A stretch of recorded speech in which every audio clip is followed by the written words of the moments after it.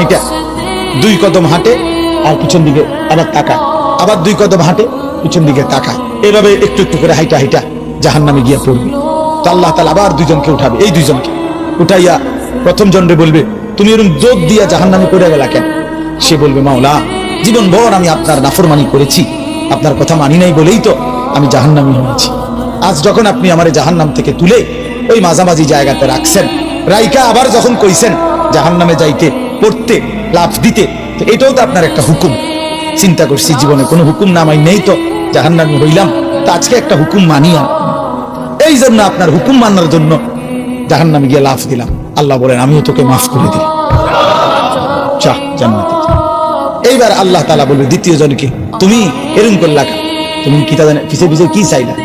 তো সে বলবে, মাওলা, আমি তো জাহান্নামী, আমার আযাব তো হচ্ছিলই, তো আপনি যখন আমার জাহান্নাম থেকে তুলে এই খালি জায়গা একনা বসাইলেন, আমি ভাবছি আপনার মায়া লাগছে, আমারে দয়া করবেন, আমি মনে করছি আমারে মাফ করে দিচ্ছেন বা মাফ করে দিবেন, এই জন্য উঠাইয়া